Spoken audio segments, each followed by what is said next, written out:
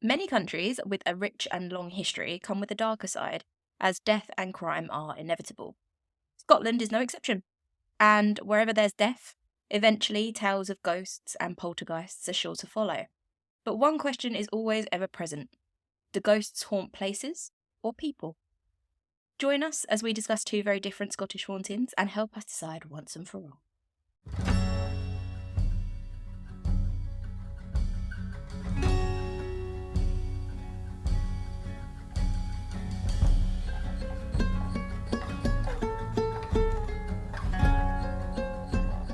Welcome, ghoul friends and spook daddies, to this episode of Horror House. I'm Amy. And I'm Dom. And you have managed to find your way here all by yourself. So if that is the only thing you end up doing today, be proud of it, because it's the only thing I've done today as well. Dom, how are you?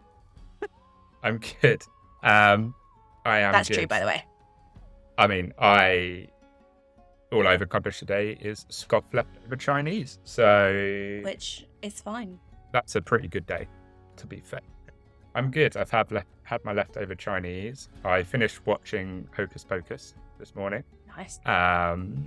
So I've prolonged Halloween just a little bit. I mean, it's always Halloween with us anyway, so It's always I've prolonged Halloween in it. my soul. I'm not ready. God damn it. But no, I'm good. I'm excited to hear about some more Scottish hauntings. We're going back to Scotland. I do love me some Scottish episodes. So Me too. I'm very excited to hear some I mean, more. I appreciate me saying that is incredibly biased, but I like them as well. It just happens that like a lot of hauntings in the UK happen to take place in Scotland, so it felt like a good place to pick No, that is true. the two sides of this battle from. That What is do you true. reckon? Straight off the bat, because I'll ask you again at the end, but straight off the bat, what do you reckon? Do people get haunted, or do places God. get haunted? Oh God. Oh God. You are. Oh God! Oh my oh Lord! God. I don't know why we've gone here all of a sudden, but I sure. don't know what's happening. It's tough because I'm not like, but obviously we're not massive believers, so that's a trickier question for me to answer than someone who genuinely full on believes in paranormal ghosts. Mm. I don't know, because I would look at the Amityville horror, for example. Mm-hmm. Let's Yeah. pin that out. If it happened or not is up for debate. I personally Yeah. don't think that it was genuine, but some people might. Yeah. And if it was a genuine case of the paranormal, then the fact that no subsequent occupant of the house has experienced anything would lead you to believe that it's people who are haunted. Mm-hmm. But at the same time, haunted houses could be genuine. So it could be the house that's haunted. It could be an abandoned insane asylum, which has got imprints of, horrendous stuff that has sort of left, traces of that behind. So you could say that place is haunted. So I don't know. In a roundabout way, I don't know. Yeah, super long way of saying I don't know. Super long way of saying I don't know. What about you? I don't know. I think if you look, so I'm just going to start off with I don't know. I think if you look at like a lot of cases plus a lot of entertainment around that sort of stuff, like movies, examples, things like that, then generally I think it's more the place. Mm-hmm.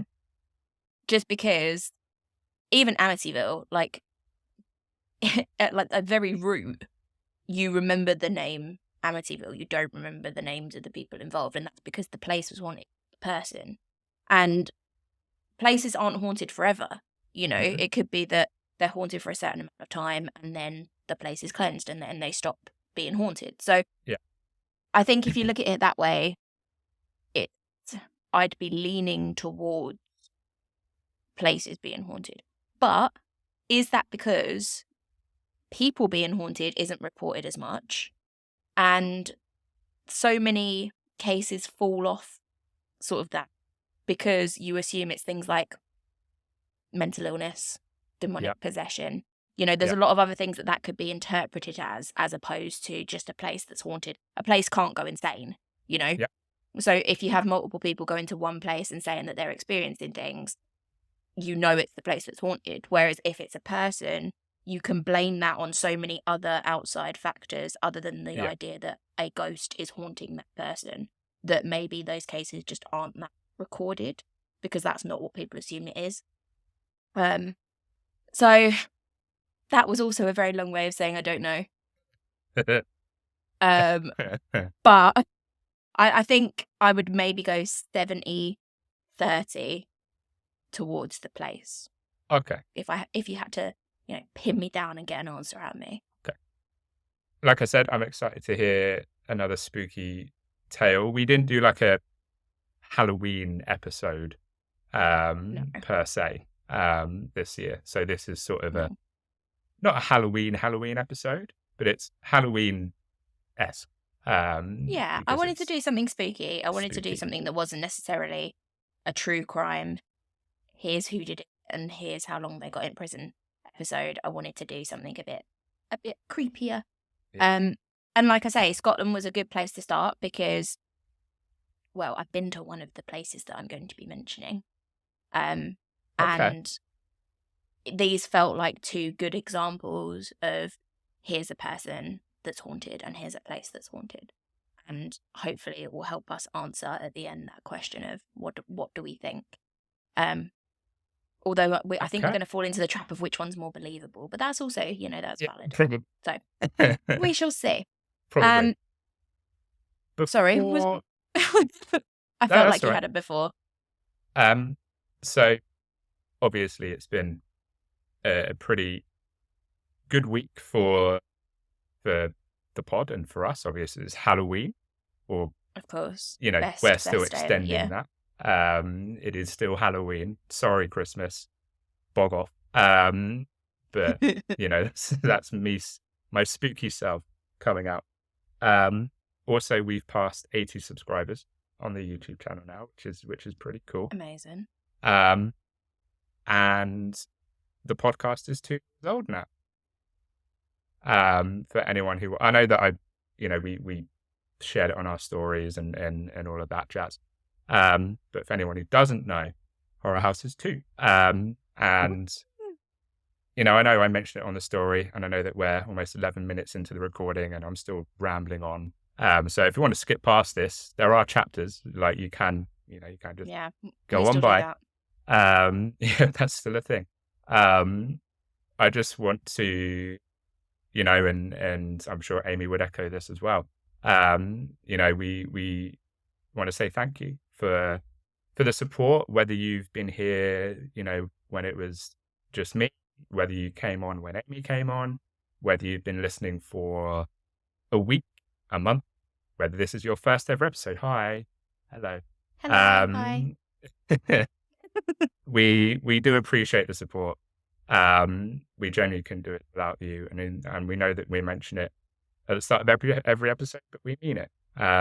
You guys support in any way you can, whether that's YouTube, whether that's listening, whether that's liking, sharing, recommending, whatever it may be. And we're eternally grateful for that. Amy doesn't know this. I haven't mentioned this before. But before Amy came on, I was starting to lose the love of doing this. I found it a bit of a chore. So to be honest, there's a very good chance that it wouldn't even got to episode 80. It's, one of the reasons why I asked Amy to come on was because I was like, you know what? This would be more enjoyable if I did it with someone else. And Amy's the perfect person, because we both like this stuff. And, in a way, Amy sort of extended the show, because, like I said, there's probably a good chance that I wouldn't have got this far. So I also want to say thank you to you, Amy. I wouldn't want to do this with anyone else. I absolutely love recording with you. It's genuinely the highlight of my week. So thank you for being here with me, and thank you for sharing in the moments. Genuinely means a lot. Thank you. I wasn't prepared for this. Wasn't prepared to be this emotional. But yeah, obviously, thank you. Thank you to the listeners for being here and for supporting us, but also to you, Dom, because I never would have thought to do this by myself. And when you asked me, I thought, do you know what? I don't know why I haven't done it, but I wouldn't have wanted to do it with anyone else. And yeah, I love that we're on episode 80. It's 80 of however many there are going to be in the future, because I certainly have no plans to stop, and I'm sure Yeah. you don't either. So we'll keep going for as long as we can, as long as people don't get sick of us. But yeah, absolutely. I love recording with you. I love chatting about the things that we chat about. Mostly because if I chat about these to normal people, they get really freaked out. So Same. yeah, so it's good to have someone to talk to about them. But yeah, genuinely, you do so much to make this happen. So I appreciate the hell out of you. Are you ready to hear about the first of our 2 cases of Yes. hauntings? Absolutely. We'll just put them under the broad banner of hauntings for now. Let's get spooked. Let's get spooked. I'm ready. Oh yeah. Oh, Cool. yeah. So our first story is that of the Sauchie poltergeist. I think it's pronounced Sauchie. It's Sauchie. And given everything I know about Scottish pronunciations of place names, I think that's right. If I'm wrong, sorry, Scotland. It's not my area. But I think it's Sauchie. Did it have an affinity for... Did it just really like socks? Terrible. Absolutely terrible. It's just worst joke. Like, some poor guy like goes into a sock door every day and they've just been like rearranged. Yeah, no, Sauchie is the place. And we're going to move swiftly on so we don't linger too much on that absolute dog turd of a joke. You do know I brought you onto this show. I can you know that saying where like your mum would be like, I brought you into this world. That's fine. You want to get rid of me, you get rid of me. I will stop right here. I will put down my massive can of Monster and I will walk straight out, and you'll never know what the Sauchie poltergeist is all about. Okay? Is that what you want, Dom? Why are we arguing? This isn't how it should be on the 80th episode. While you choke on tea. We have fun. Yeah, sometimes at each other's expense. The Sauchie poltergeist, let's start again. The Sauchie poltergeist. Virginia Campbell was 11 years old in early November 1960 when they moved to Sauchie in Clackmannanshire, Scotland. Her father, James, had remained in Ireland to run the family's farm, while Annie, her mother, worked in Dollar, which is a place, not a currency. Although it is a currency, but that's not what she worked in. Anyway. I wasn't actually going to say anything about that one, so... Well, you know, you brought up the first one, so I thought I'd better nip it in the bud before we get, too out of hand. With the move from Donegal, Virginia found it very difficult to adjust to begin with, which I think is probably understandable for an 11-year-old girl. She'd been parted from her beloved pet dog, which I think is probably the worst part of all of this. Yes. Yeah. But also her best friend. So she was, pretty uprooted at the time. Obviously, new school and all of that kind of stuff. And was dealing with that. Although it didn't take her long to make some new friends and begin to get a little bit settled in her new home. The house that she had moved into with her mum was in Park Crescent and belonged to Virginia's aunt and uncle, Thomas and Isabella Campbell. Virginia shared a bedroom with her younger cousin, Margaret, who also lived in the home. So quite a few of them in the house. They were settling well, all was pretty, standard given the big move. Until on Tuesday, November 22nd, so really not very long from when they first moved. Both girls began hearing strange noises as they lay in bed. They heard a sound like a ball bouncing off a wall, but they could not see anyone or anything to explain it. So they went downstairs to tell the adults. As they went down the stairs, the sound seemed to follow them down the stairwell until they got downstairs when they could hear it through the ceiling.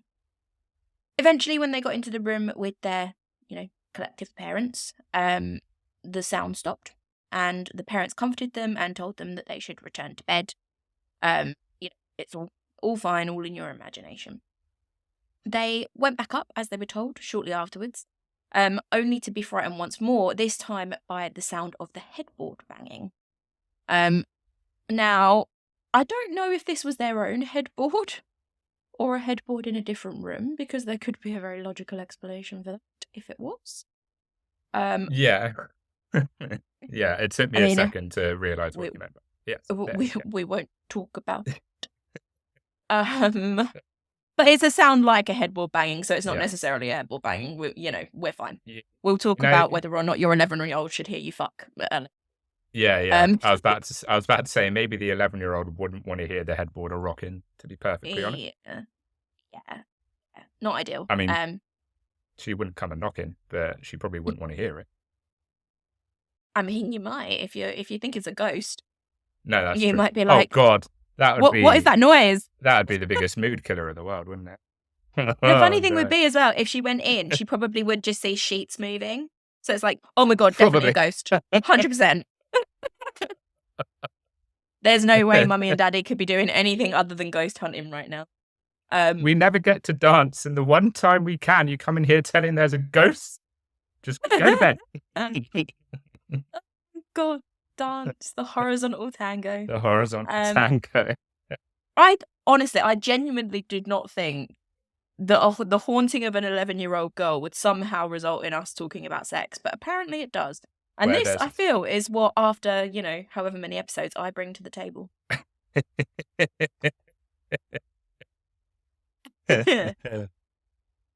They moved to a different room because they obviously couldn't sleep with the sound of a headboard banging in their own room. But it continued until Virginia fell asleep, at which point it stopped. Scratching noises would frequently be heard in the walls and in the ceiling around Virginia, whichever room of the house she was in.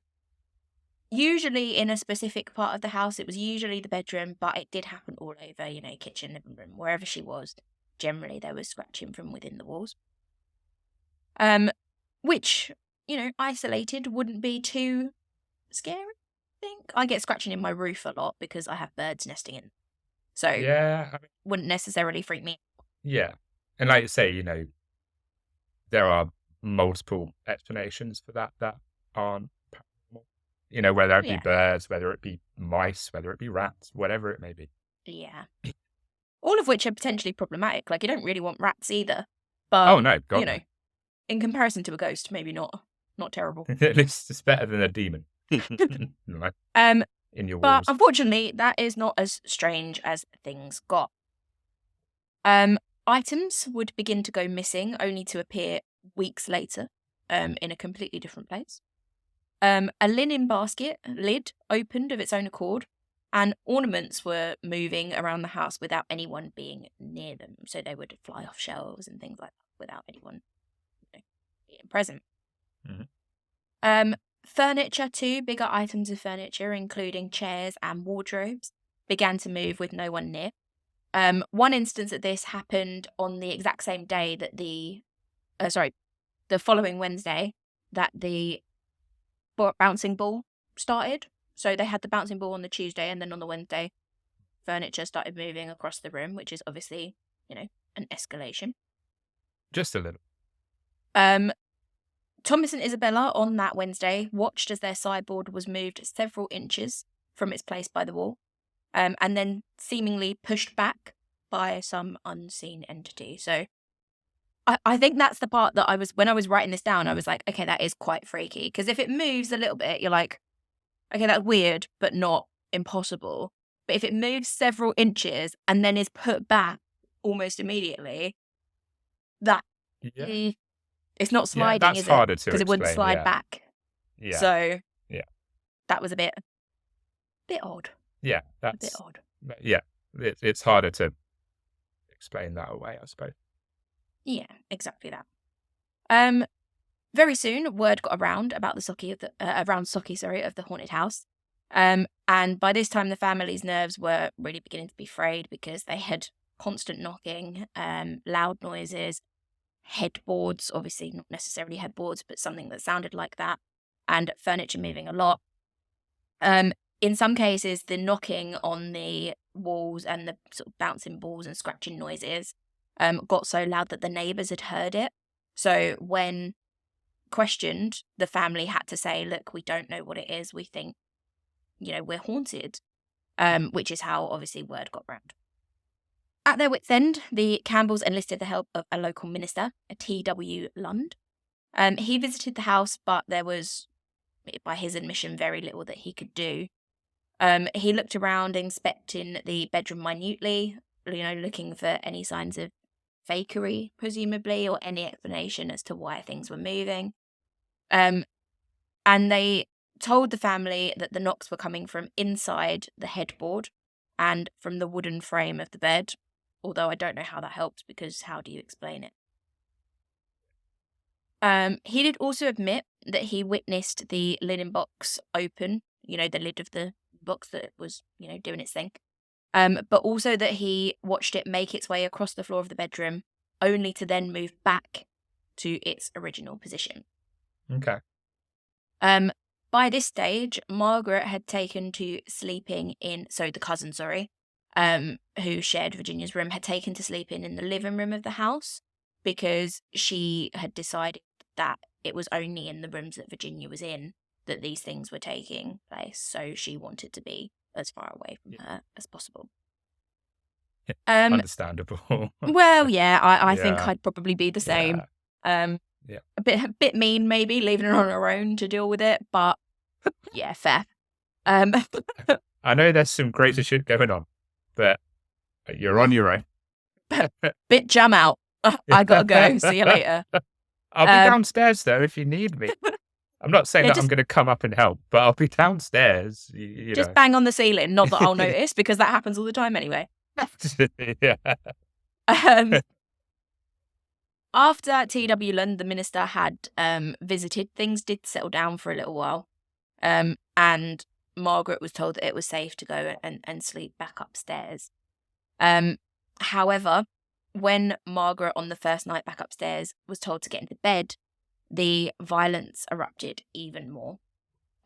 Further strange happenings occurred that following week, with the sewing machine turning itself on and a vase and apple moving of their own accord across rooms and seemingly targeting Margaret, as in someone was throwing them at her, which was a bit odd.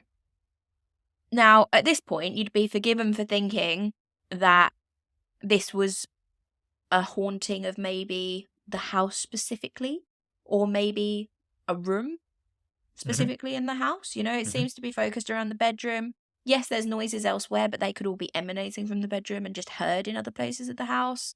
The linen basket, all of the furniture that was moving was in that room. So, you'd be forgiven for thinking that. However, what is, even more odd about this case is that the entity seemed to have attached itself to Virginia as opposed to anything else, because wherever she went, it also went. One day, when she was at school, she sat with her arms on her desk, and Margaret Stewart, not to be confused with Margaret the cousin, who was her teacher, happened to see her struggling with the lid. You can picture the old-fashioned school desks, the ones with the lids over the books. Yeah. Your chairs attached to it, one of those. And she asked what she was doing, thinking she was maybe being a bit fidgety and a bit naughty, and told her quite sharply to remove her hands from the lid of the desk. When she did so, the lid suddenly flew open and began flapping before hammering down 3 times. All of her classmates began screaming at the sight, at which point, to the reaction of all of that negative energy, the desk rose off the floor by approximately 3 inches before slamming back down. That's some hereditary type shit. Jesus. Right? It is. Weirdly, that is exactly where my head went when I looked at that scene. Also, weirdly, if you want to just, connect all the dots here, I'm wearing a Hereditary t-shirt. And you couldn't see that until that point, so there we go. Well then. Crazy. But no, it's all connected. That is yeah, like yeah, that just I can picture that Hereditary scene in my head. Um, which like granted, I didn't really think much of the film, mainly because I was just confused by it. But yeah, that was intense, that scene. Holy crap, intense.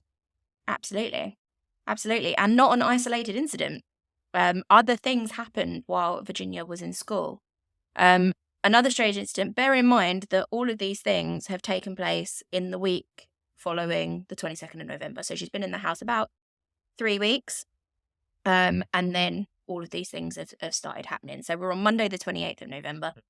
Mhm. At this point, the pointer, which the teacher was using, the stick to point to things on the board, began to vibrate and flew out of Miss Stewart's hand.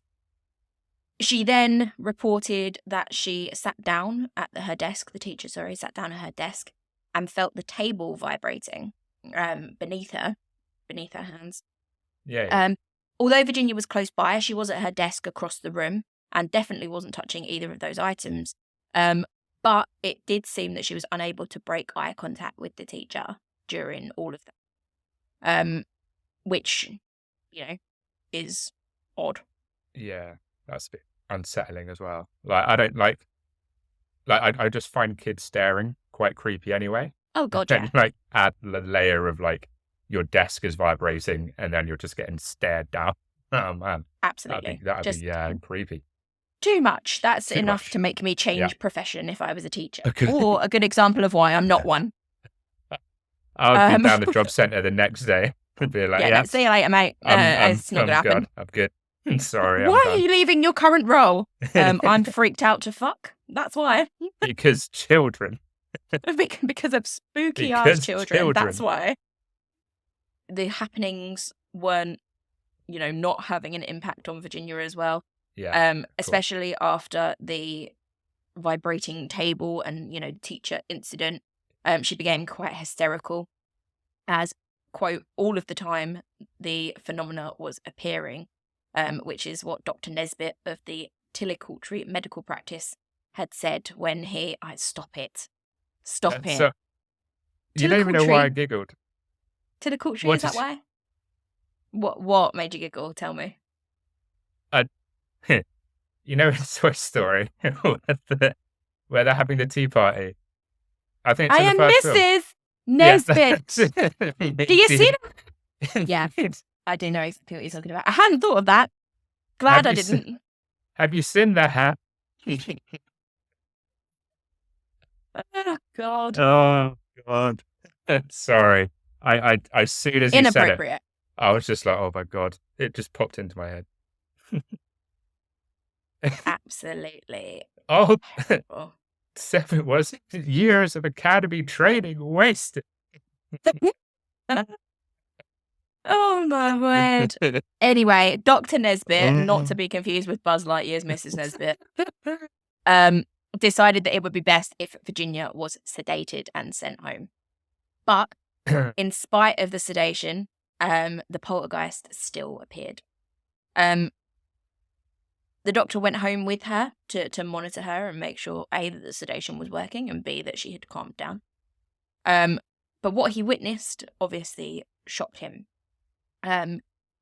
Both he and the minister, who had come before and was called to the house again, witnessed the rippling of Virginia's pillow and watched as it rotated on her bed. She was moved to a different house, where Dr. William Logan, who was a colleague of Dr. Nesbitt, don't laugh again, visited with his wife and also another doctor, because, you just need to keep throwing medical professionals at a girl like this just to make sure it's not anything Of crazy. course. But even in the new house, here too, they witnessed the knocking, the scratching in the walls, and this led to the two doctors setting up a cine camera to capture the strange. That night between 9 p.m. and 10:30 p.m., almost consistently every 5 minutes, there were knocks recorded or furniture in the room was moved to, it basically like it had been with the sideboard and the wardrobe Yeah. previously. On December the 2nd, as these things tend to do when people are talking about them, the story hit the press. The Aloha Journal reported that her aunt was once pushed off her bed when trying to comfort her. Bear in mind, she lived with her aunt at the time. Yeah. And the sheets and blankets rose and fell of their own accord. Virginia was making moaning noises throughout that time as though in pain. The journal also interviewed James Henderson of the Spiritualist Church in Aloha, who stated that he believed the girl had psychic abilities, and he suggested that a, quote, responsible medium be taken to help her. I'm not sure. It's a responsible medium. That's what my question was as well. I assume someone that isn't just going to bullshit that is like genuinely believes they have a connection to the other side and can help, as opposed to wants to make money. That would be my thought. However, how you're going to find one of those when you're paying them, I have no idea. Yeah. Like, this might be a controversial statement, but mediums, I think, are just a crock of shit in general. Yeah, it's difficult to argue otherwise sometimes, isn't it? Yeah. Like, and obviously I've only seen, mediums on TV. I've never met a medium. And I suppose that's where I'm sort of basing that off. And I think if anyone saw like Derek Akora, they would probably be like, yeah, mediums are fucking bullshit. Well. But yeah, that, like, I don't know. I've never really bought into mediums. And that being genuine and them not just sort of seeing dollar signs when this situation comes up. But I might be wrong. And maybe that's why it was a responsible medium. Who knows? Maybe. The family, being somewhat religious, didn't take that advice anyway. They decided that they would give one more try to the clergy, and in the hopes that might help. They set up another cine camera just to capture anything that happened. And Reverend Lund, the original reverend that they called, as well as 3 other clergymen, arrived and said prayers, hoping that it would help. They sat with the girl all night, praying, making sure that she was safe. And although some knocking and a little bit of the previous scratching did occur, that was all that happened. And after that point, pretty much steadily, it decreased until by the following March, happier and generally now settled, the poltergeist finally left Virginia in peace. Okay. That is our first case. Very much so, of a person being haunted. There is a theory that I think has actually now been made into a popular Netflix TV show. Of course. That it takes Netflix saw this and were just like, yes, get that made now. Yeah, exactly. That it takes a poltergeist 28 days, not a poltergeist, an entity, a negative entity, 28 days to attach itself fully to a human being. And for its sort of full ability as an entity to be known. Virginia moved into the house on, I think it is the 1st of November. And by the end of November, it had really ramped up. It had followed her out of the house. It had followed her to, school. Other people were experiencing things as a result of it being attached to her. And then after that point was the only point that the priests basically had an effect and were able to remove it. Yeah. So if you're one of the people that does think that the 28-day theory is very valid, then this definitely isn't a case that won't support. Yeah. So I haven't watched 28 Days or whatever. Is that what it's called? Or is it like 28 Days called, Haunted or something? Or it's 28 Days Haunted. I have watched it upon the recommendation of a very good friend. And it was a recommendation that I now feel was a bit of a joke because it is terrible. Yeah. I haven't watched it, but the theory's valid. I've watched a YouTube channel do a reaction to one of the episodes. And it was the funniest shit I've ever watched in my life. I need to watch the actual show, but his reaction worth a watch. Was amazing. Absolutely worth a watch. Very entertaining. Definitely wouldn't call it scary, and I don't think it's going to go either way in either proving or disproving this theory that, it takes poltergeist 28 days to do anything.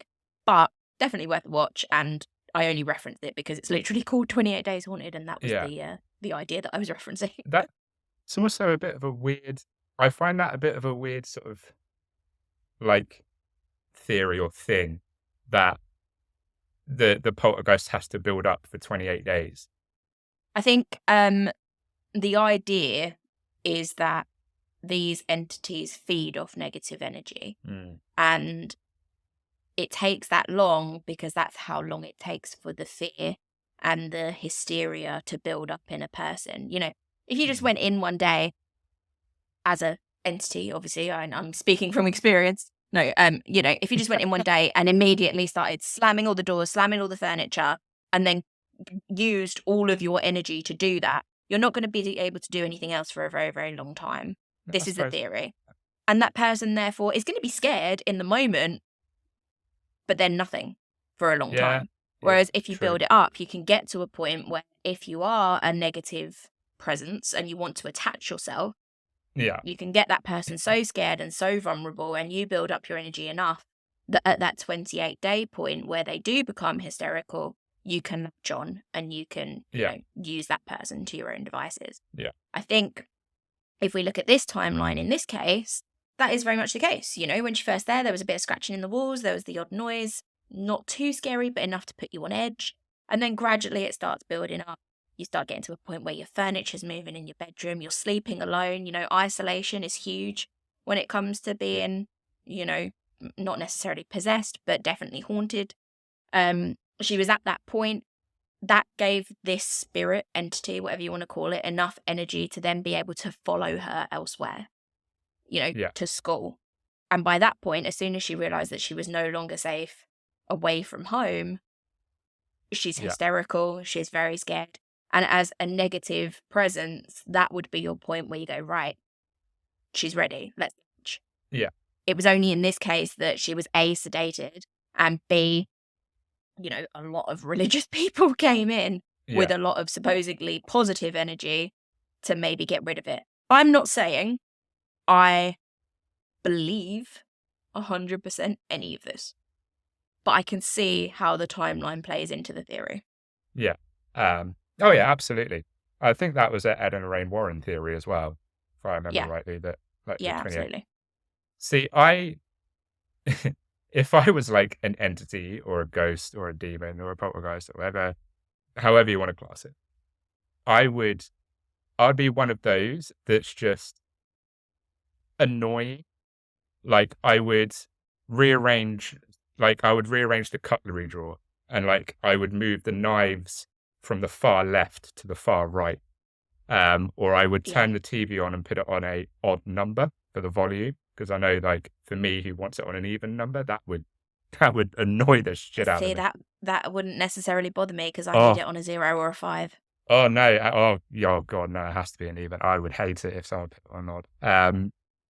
Or if they stacked mugs in a certain way, I would restack them in a completely different way. I would move the herbs and spices around. So your negative energy is annoyance as opposed to fear. That makes sense. I wouldn't want him to run. I wouldn't run him out the house. I would just be I would mix and match their socks. Stuff like that. Leave some Legos upturned on the floor. Leave some Legos on the floor. Yeah. Okay, that would work for me, to be honest. I'm not that easily scared, but I am very easily annoyed. Yeah. So that would work for me. Yeah. But that's our first case, and that is very much on the air of it's the person being, spooked, being followed, being haunted, I guess. Shall we take a very little break before we delve into a case of the place being haunted? Yeah, that sounds like a grand idea. Cool. Don't get possessed while you're away. I can devise my plan to annoy people in the afterlife during the break. You should have that plan ready to go already. It should already be there. I mean, I've got a few ideas. Well, in that case, have a little break, grab yourself a drink or a cuppa or whatever, an apple that's being thrown across the room at you by a negative entity. And we'll see you back here in just a few minutes. That apple you threw at me actually came in really handy. Thanks. Thank you. I haven't had my 5 a day, so I appreciate that.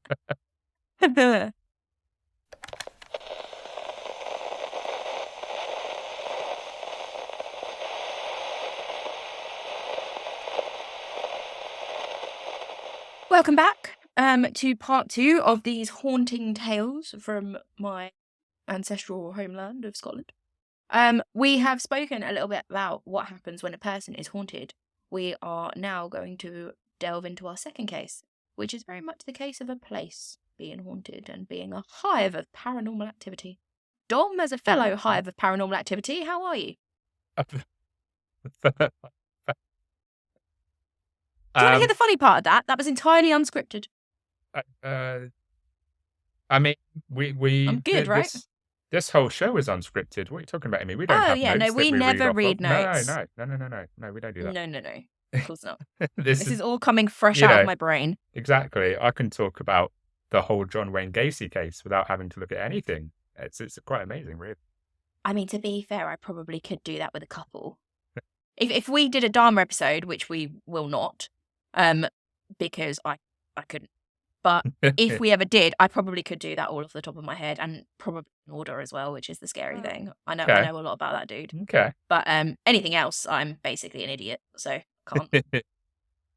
I've never been described as a hive of paranormal activity before. Is that a good thing? Welcome. You're welcome. Thank you. Thank you. I've definitely been called worse. This week, in fact. So, I would, you want to call me a hive of paranormal activity? Oh, no. That's absolutely fine. I'll take it. Like, I like to think that I'm a bit of a spooky person, so I'll take it. Thank you. Thank you, my It was meant as a compliment. Oh, I'll take it. I think. I don't really know what I meant, to be honest. Like I say, it was unscripted, and fuck it, I just said it. I mean, if it's unscripted, then it's not a compliment, because you would only compliment me if it was scripted. That does make sense. Yeah. Shit, you've got me there. It's true. You fully got me there. Yeah. This is awkward. We're only nice when the cameras are rolling. Yeah. Yeah. All of that rage has got to go somewhere. and the answer is the break.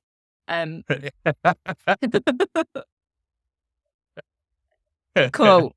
So, are you ready to delve into our second case, where if you were sitting through the first half going, oh my God, maybe you're right, maybe it is people that are haunted and not places, then I'm going to completely shit all over my own point with a completely opposing point. Are you ready for that, Dom? Are you ready to see me do a massive shit on my own point? I don't know. I don't blame you. I'm not entirely sure I'm ready to do it, but I mean, are we going to have to get people to pay to see this? Do you want me to just ask again in a slightly less aggressive and shitty way? Dom, are you ready to hear our second case? Okay. So just to be clear, guys, she's not actually going to shit on the case. No, don't worry. I'm not going to shit. No, I don't do that. I'm a lady. Yeah, I'm ready. Okay, great. Our second case is that of Glamis Castle, which is reportedly one of the most haunted places in Scotland. Glamis Castle is shockingly in the village of Glamis, in Angus in Scotland. The current and only owners, the Bowes-Lyons family, were awarded the land by Robert the Bruce in 1372 for services to his throne. The Bowes-Lyons family, now the Earls of Strathmore, includes the late Queen Mother, born at the castle, and she also gave birth to Princess Margaret there in 1930. Wow. So a little bit of famous history there for you. The castle itself is, I'm not going to dive into its architecture or anything like that, but it is beautiful. When I mentioned at the start of the episode that I've been to one of these places, this is in fact the place. It's absolutely stunning. So if you ever get the chance to visit it, I highly recommend go and see it. It's very pretty. It's got some lovely gardens. It's lovely for a day out and for a little look around. However, the castle also has a terrifying side. Was that spooky enough? Do you want me to do it again? No, no. No? Okay, good. That was top notch. You had the wispy voice and everything. Good. Yeah, I was channeling my phone sex voice, so hopefully that comes across. The number will be in the show notes. Yeah, I like my men horny and scared. Oh, what a way to be. Oh, sorry. Horny No, and wait. scared. Correction. Sorry. Correction. I don't want to sound weird. I like my men and women horny and scared. Just to clarify. Okay. So it has a more terrifying side. You see, the castle is thought to be the home of more than 9 different ghosts. However, with new reports of sightings and investigations happening all the time, right up until today, well, not necessarily, today, but present times, the real number is definitely up for debate. There could easily be a lot more than 9 individual ghosts that are haunting Glamis Castle. The only thing that can be agreed upon is that Glamis Castle is a hive of paranormal activity. Okay. Just like you, Dom. Could you say that there are 999 happy haunts? Don't sue me, Disney, please. I don't have the money to fight you. No, you take it. Take it back right now. We don't need Disney on our asses. I reckon we can take them. Yeah, I mean, the chance of them hearing this are honestly slim to none. But if they do come by, we could probably take them. I'll take it. If a giant Mickey turns up at my house, I'll take it. It's fine. I got it. Yeah, sweet. I'd pay to see that, to be fair. That would be a good show. So perhaps the scariest and most frequently seen of the ghosts in Glamis Castle is the one known as the Woman Without a Tongue. Not much is known about her history, but she is the one that's seen in the grounds most frequently, and the ones that people report and describe most accurately when she comes up. She's been seen wandering around the grounds, pointing to her very badly wounded face, which people describe as having no lower jaw and no tongue. She's also been seen looking out from a barred window within the castle, but when you dig back through the history of the castle, when you ask the family, nothing is known about her. It's not clear who she might be or what may have happened to her to make her so disfigured. But like I say, haunted a lot of people claim to have seen her or have felt her presence. Another frequently seen ghost is known as the Grey Lady. Believed to be the ghost of Lady Glamis, also known as Janet Douglas, who was burned at the stake for being a supposed witch in 1537. Her husband was John Lyon, or, Lord Glamis, with whom she had a son also named John, because, when you go back that far, people aren't very imaginative and they just name their sons John forever because it's really confusing. John, Henry, yeah. Yeah.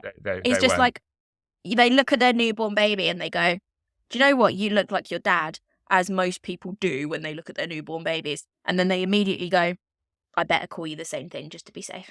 Yeah. But we'll say that you're Henry III to differentiate. It's fine. Yeah, exactly. Or Junior. Or Junior. John Junior. Oh, God, just to Junior. make things even more confusing. And then we'll just keep adding juniors until we're down to like John Junior the third. No, that's ridiculous. Come on, Dom. We're better. Yeah. So she had a son also named John. She was accused of poisoning him upon his death in 1528, but was cleared of the crime and was free to marry her second husband, Archibald Campbell of Skipness. However, in July 1537, she was accused of conspiring to poison King James V of Scotland and communicating with her brothers who were part of several conspiracies against the king. Oh, damn it. God damn it, Janet. Damn it, Janet. Damn it, Janet. Damn it, Janet. You can't conspire to kill the king. Damn. Oh, Disney are going to come after us again. No, wait, they didn't make that, did they? What? Who made Rocky Horror? I don't know. Whoever, they'll come after us. It's on Disney Plus, but I don't think it is on Disney Plus. No, whoever owns it, please don't come after us. We're just quoting because we're fans. Although the allegations were false. She was sent to Edinburgh Castle dungeon with her husband, who actually escaped but was later killed. So, we won't worry about him too much. James could not find, as in King James, could not find any evidence to convict her.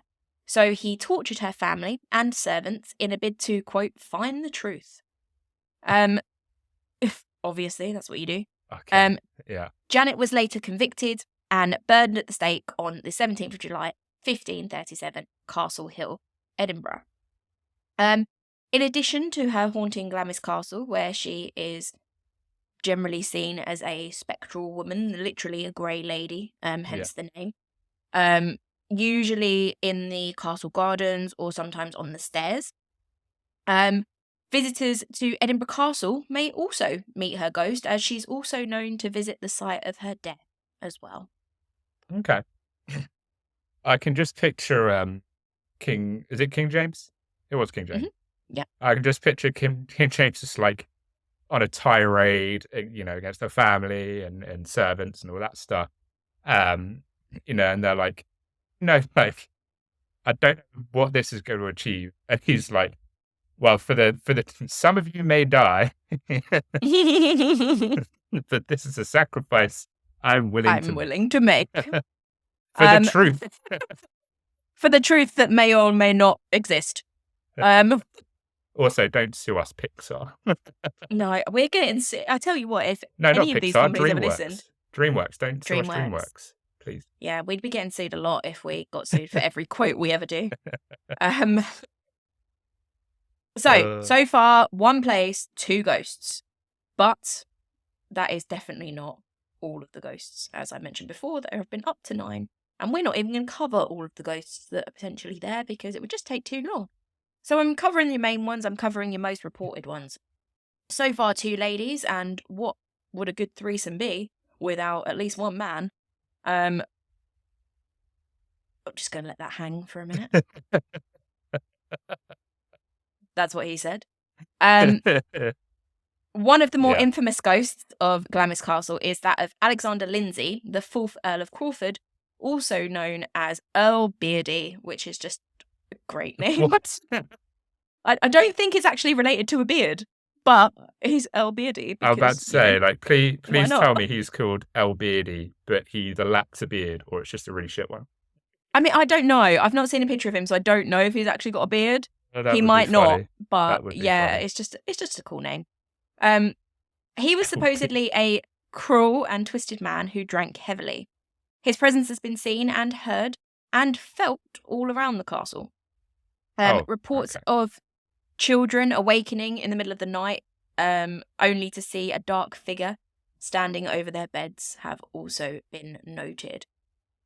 I mean, we're not going to say the word that begins with P. But okay, maybe he was a, I was thinking of one with the word beginning with N. Oh God, no! No! Yeah. Oh no! I mean, it amounts to the same thing.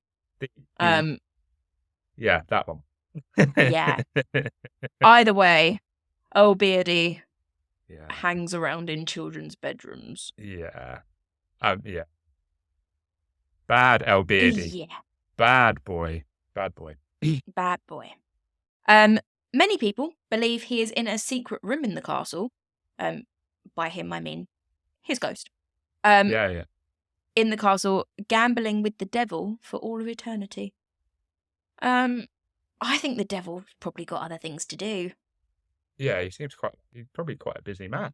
I don't know if he'll have time to do that. He can't just hang out with Beardy all the time. And I'm sure Beardy's got bedrooms.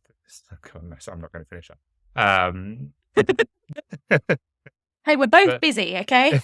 Yeah, he's both have got many things that they need to be doing. So it's a pretty cool gambling partner to have. Oh yeah, absolutely. I mean, I wouldn't turn him down. No, but not forever. Like I need, if nothing else, I need to gamble with someone different occasionally. Up my game. The legend goes that he was visiting the castle one Sunday night, and upon returning to his room, he was shouting in a drunken rage for someone to come and play cards with him, as we all do. Nobody wanted to take him up on his offer, on a Sabbath, because obviously it was a Sunday, so you don't gamble on a Sunday, as per the Lord's word. So he raged that he'd finally play the devil himself instead. Because if there's one thing we do know, it's that Satan will gamble with you anytime you like. Yeah. Shortly after this proclamation to the house, there was a knock at the door, and it was a tall gentleman in a long dark coat. And he asked if Earl Beardy still needed someone to play cards with him. The Earl agreed to play the man, and they retired to the room in the castle, slammed the door shut, and proceeded to play cards into the night. We won't talk about the fact that some dude's just rocked up on your doorstep in a long coat and you've just gone, yeah, all right then, sure, why not? Come to my secret room in the castle. That's a whole, it's a It different was matter. the devil. It was just a bit cold. He just needed a big old coat. I mean, to be fair, if you've come straight from hell to Scotland, you're Right. probably going to be a bit chilly. Right. So, yeah, that's fair. There was lots of swearing and shouting coming from the room, which could be heard throughout the castle. One of the servants looked through the keyhole out of curiosity to see what all the commotion was about, only to be blinded in one eye by a bright beam of light shining through. The Earl heard the servant outside the door and rounded on him for spying. When he headed back to the room, the man, believed to be the devil, in his long coat, had gone, along with the Earl's soul. He was said to still be playing cards, Okay. apparently in the secret room in the castle. And people that visit the castle report to hear his shouts throughout the castle to this day when he's effing and blinding because he's losing to the devil. When he's lost another hand. What? Yeah. So, goddammit, I will beat you one day, Satan. One day, at some point One day. during eternity, which, if you're unaware, listeners, is quite a long time. But yeah, I think this is just another reason that you don't let strangers into your house. Like, just don't do it. It's stupid, isn't it? It is a bit. Yeah, don't let people in long trench coats into your house. PSA is generally not a good idea. Yeah, exactly that. But, having secret rooms in your castle is potentially always going to lead to trouble. And the tale of Earl Beardy isn't the only tale that circulates around these rooms. There were lots of secret chambers in the castle, and there are other ghosts and stories that revolve around them. One of these being about the Ogilvy clan. I had to really think about that when I said it, so hopefully I've said it right. During a clan conflict in 1486, the Ogilvy clan fled to Glamis Castle to seek refuge from the Lindsay clan's aggression against them. Lord Glamis welcomed them and told them to hide in a secret chamber. Secret chamber, dun dun dun. However, as a friend to the Lindsays, the Earl sealed the door and let the Ogilvies die inside. Sneaky. Oh. It wasn't until years later that the skeletons of the Ogilvy clan were discovered after noises were heard coming from the now sealed room. To this day, visitors often feel extremely uneasy in this room, and reports that people have gone cold, felt presences and heard screaming in that room. Still go on, to this day. There's a whole website dedicated to things that happen at Glamis Castle, frequently. So that was one of the reasons. And I think if you get locked in a room and starve to death in it, you've probably got quite a good reason to stick around and haunt people that go in it. Yeah, I mean, I wouldn't be I would be particularly pleased. Like, No. I would be like, I've been sealed behind this wall for centuries at this point. I'm pissed Yeah. off. Can you imagine when they realise as well? Like, they go into the little room, they're like, oh, mate, thank you so much for hiding us. Obviously, they don't speak like this because A, they'd have a Scottish accent, and B, apparently I've gone full chav on them. Say like, that mate, again, cheers, yeah, for, say that again, but in a hiding us. Scottish accent. Absolutely not. Absolutely not. you know, they get in, they feel safe. They're like, oh, you know, thank fuck, because Lindsay clan, you know, they've got mad beef, bruv. Yeah. And we're so glad to have a room. And then they turn around to get out and the door's sealed. They're like, well, shit. This has gone badly. Well, this didn't go according to plan, lads. For fuck's sake. Has anyone got some Uno? Anyone got any? We could have at least brought Jenga. Like, who's got the crossword? Yeah, what should we die of first, starvation or boredom? I'll bring the Scrabble.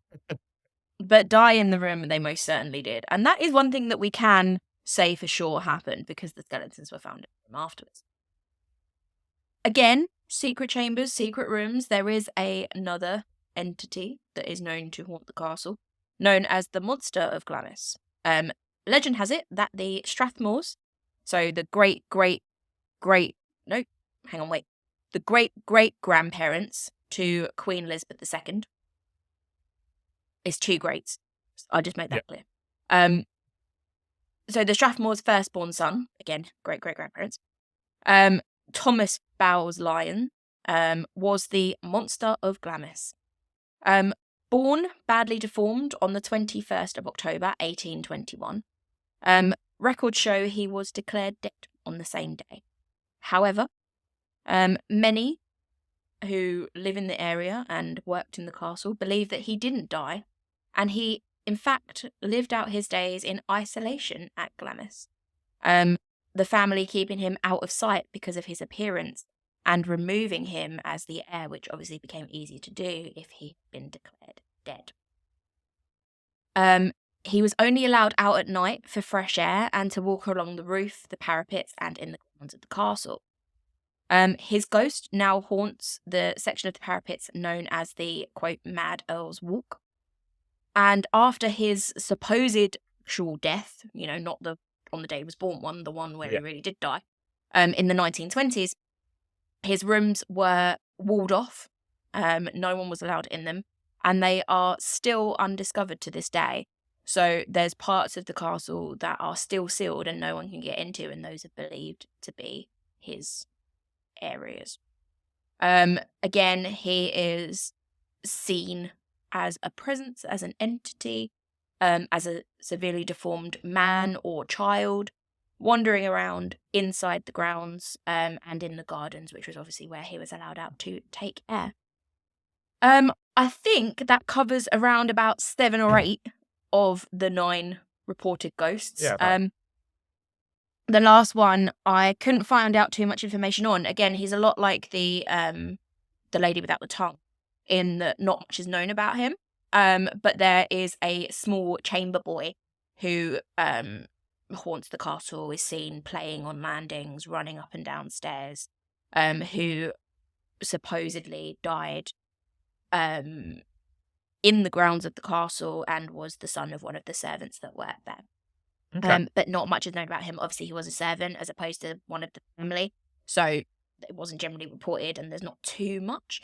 But people have reported to see a little boy, and that's supposedly who he's supposed to be. So that's your 9 ghosts. Other reported sightings have, you know, been there. There's been lots. Too many for me to, you know, delve into. But I think what we can say is that this is very much the place. Yeah. They're all centered in this one area, and these ghosts are all indiscriminate in terms of who they make their presence known to. Glamis Castle has a lot of visitors, and a lot of people have been, you know, told about the stories, have felt things, heard things, seen things that they can't explain. And there are a lot of reports from individuals, from professionals, from parapsychologists, from believers and non-believers of things that they have felt. However, we have one very unique perspective for this particular case. And I say unique because it comes from yours truly. Oh, of course. I have been. I've been to Glamis Castle. I have been in one of the secret chamber rooms. And what I will say is that it was a very warm day when I went. I was wandering around in, a dress, and that was basically it because it was really hot. I didn't need anything else. And when I Yeah. went into one of the chamber rooms, I did get incredibly cold to the extent that I had to put a jacket on and I had to leave quite quickly because I got cold very, very fast. I didn't hear Okay. anything. I didn't see anything. I felt spooked while I was there. I was there late afternoon into the evening, so it did get dark while I was there. And there was a lot of other people there that believe things. So I do believe that I could have tricked myself into thinking things had happened. But the one thing that I can't deny is that I had been warm all day, and then as soon as I went into that room, I was freezing. Yeah. And I can't deny that happened. I had goosebumps. I was cold. I was slightly freaked out, but not freaked out enough to have goosebumps. So, yeah. But Okay. I'm still a skeptic. So maybe it wasn't enough. Ghosts, if you're going to convince me, do something more than make me a bit chilly. Full body apparition, or I don't want. Yeah, or bust. Like, that's it. Yeah. So yeah, those are our two cases. The second one, like I say, very much a case of the place. So Dom, I will ask you again. I will put you on the spot again, as I did at the start of the episode. What do we think? Are places haunted or are people haunted? I mean, now that I'm here with a someone who's had an experience in the castle, I can't. Shit. I can't be like, nah, that was bullshit. So when it comes to places, I think since doing the Winchester Mystery House episode with Leo and Stephen, shout out Leo and Stephen, we'll bring you back on again. Don't worry, I know that you're probably itching to come. And to meet me, obviously, and to meet Amy, wouldn't be. of course. But since doing that episode, and reading up on the house and stuff, I think places. The thing with places is, for example, the Winchester Mystery House has been labeled the most haunted house in America. It's been pumped that it's the most haunted house in America. It's been pumped that it's got all these stories. It's been pumped that people have had all these experiences, and tour guides that give the tours apparently are, I don't know if it's like it now, but an ex-tour guide did say that they were told to focus on the embellishments rather than the truth of the building.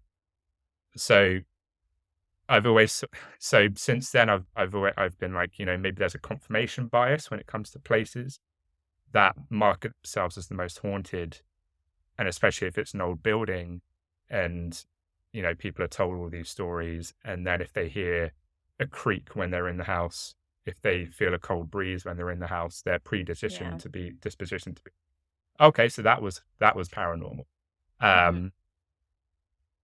So it's a tough one though, because the stuff with the first case doesn't sound like overly outlandish, really.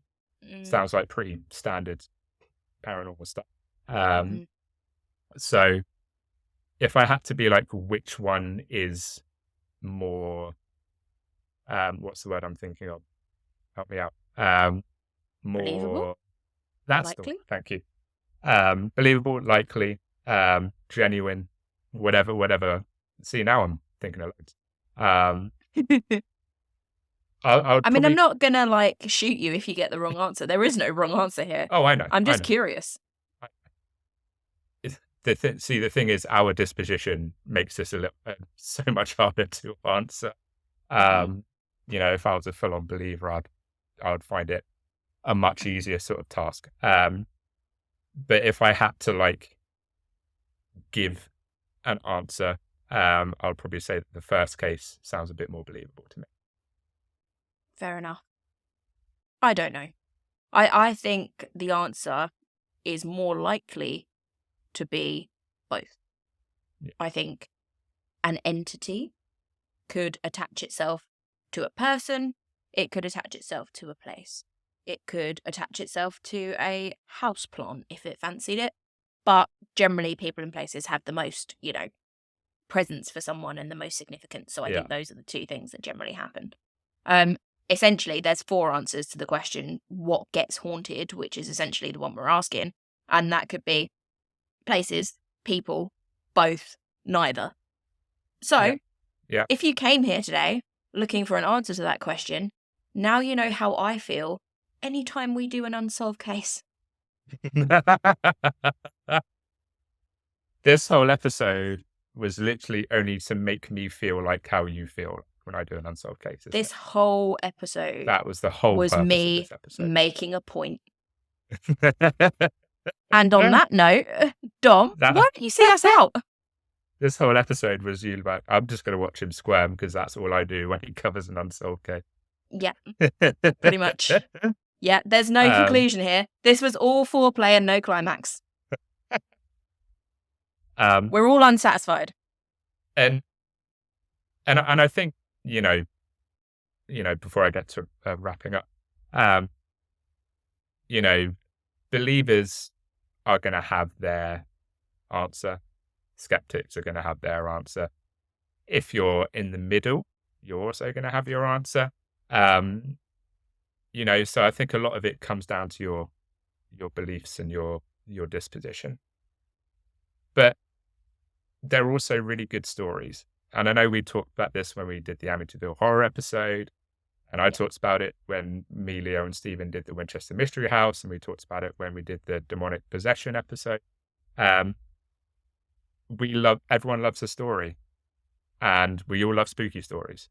So either way, it doesn't really matter if it's real or not, because it's a fun thing to talk about. So that's sort of how I look at it.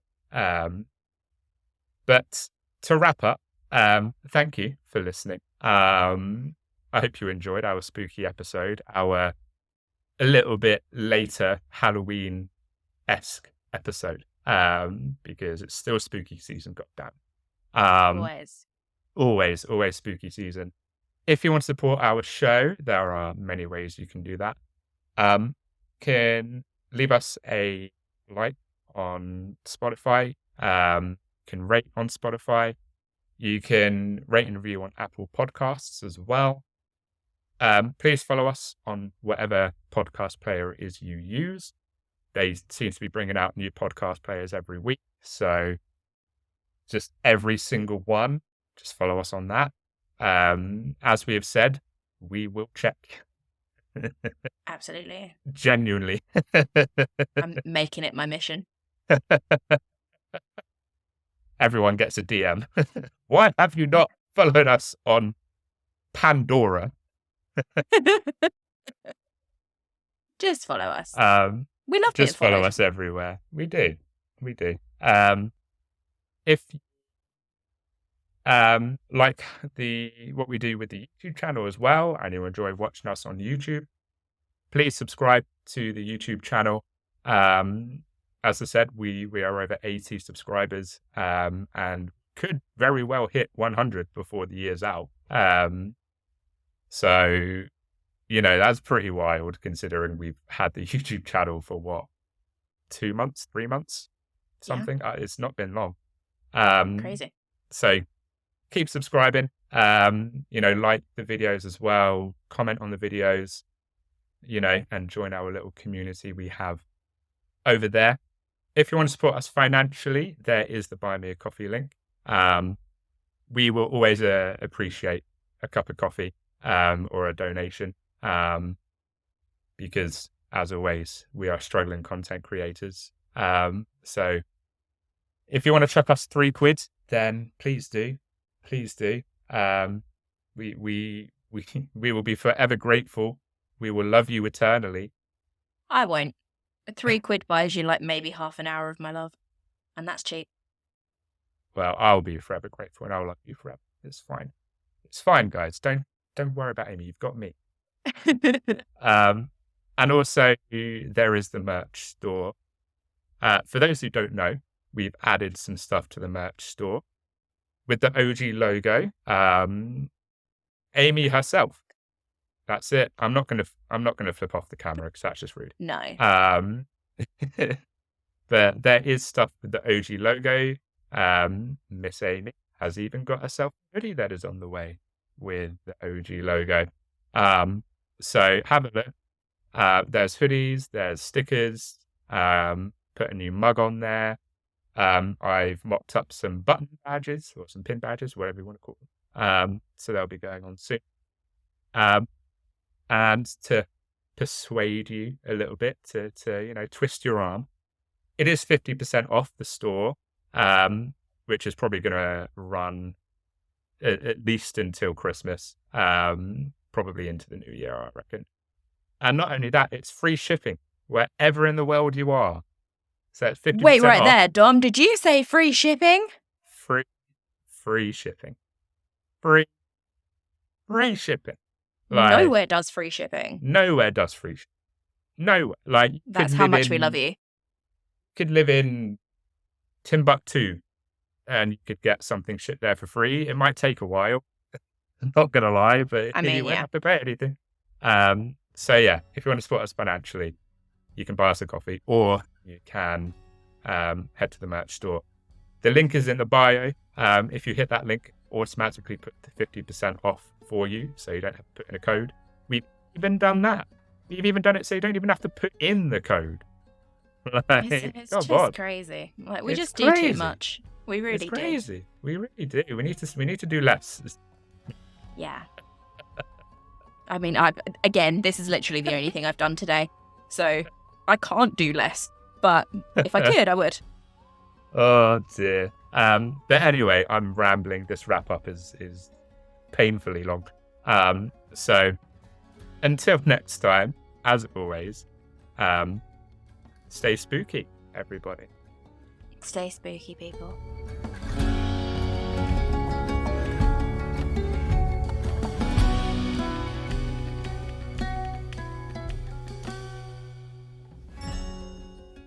Yeah.